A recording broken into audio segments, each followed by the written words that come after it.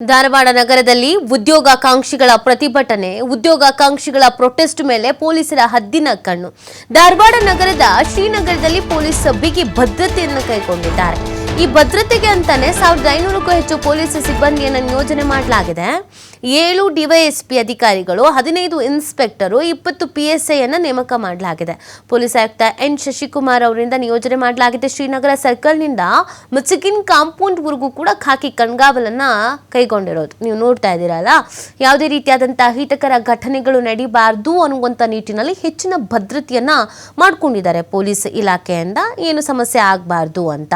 ಯಾಕಂದ್ರೆ ಹೆಚ್ಚಿನ ಸಂಖ್ಯೆಯಲ್ಲಿ ಉದ್ಯೋಗಾಕಾಂಕ್ಷಿಗಳು ಈ ಪ್ರತಿಭಟನೆಯನ್ನ ಮಾಡಬಹುದು. ಮತ್ತೆ ಬಿಜೆಪಿ ಕೂಡ ಸಾಥ್ ಕೊಡ್ತಾ ಇದೆ.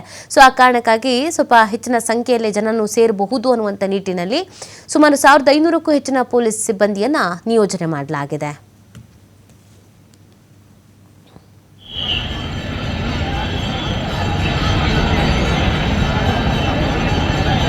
ಇನ್ನು ಭದ್ರತೆ ಯಾವ ರೀತಿ ಆಗಿದೆ ಅನ್ನೋದ್ರ ಬಗ್ಗೆ ಎನ್ ಶಶಿಕುಮಾರ್ ಅವರನ್ನ ಪ್ರತಿನಿಧಿ ಮಾತನಾಡಿಸಿದ್ದಾರೆ. ಕೇಳೋಣ ಬನ್ನಿ.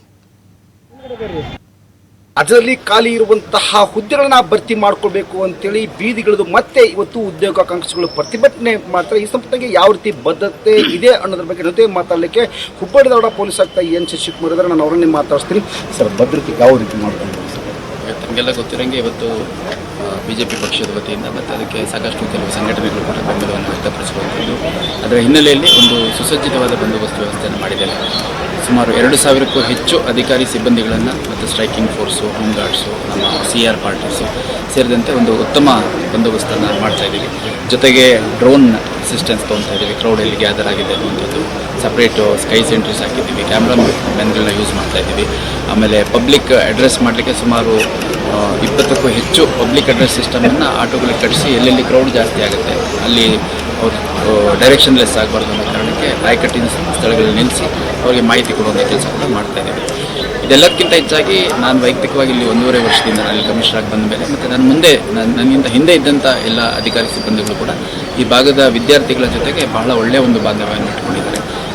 ನನಗೆ ನೆನಪಿರೋಂಗೆ ನಮ್ಮ ಅಧಿಕಾರಿ ಸಿಬ್ಬಂದಿಗಳನ್ನ ಉಪಯೋಗಿಸ್ಕೊಂಡು ಭಾಳಷ್ಟು orientation classes, motivation classes, in fact ಕಳೆದ ಡಿಸೆಂಬರಲ್ಲಿ 10 ಜನ ಟಾಪ್ ರ್ಯಾಂಕ್ PSIಸ್ನ ನಮ್ಮ ಟ್ರೈನಿಂಗ್ ವಿಂಗಿಂದ ಅವರು ಸಹಾಯ ಪಡ್ಕೊಂಡು ಸುಮಾರು 1 ವಾರಗಳ ಕಾಲ ವಿದ್ಯಾರ್ಥಿಗಳಿಗೆ ಕಂಪ್ಲೀಟ್ ಏನು ಜನರಲ್ ಸ್ಟಡೀಸ್ ಇರ್ಬೋದು ಅಥವಾ ಕಾಂಪಿಟೇಟಿವ್ ಎಕ್ಸಾಮ್ಸ್ ಯಾವ ಥರ ಪ್ರಿಪೇರ್ ಆಗಬೇಕು ಅಂತ ಕಂಪ್ಲೀಟ್ ಓರಿಯೆಂಟೇಷನ್ ಕ್ಲಾಸಸ್ ದಿನಕ್ಕೆ 8 ಗಂಟೆಗಳ ಕಾಲ ಮಾಡಿದ್ವಿ.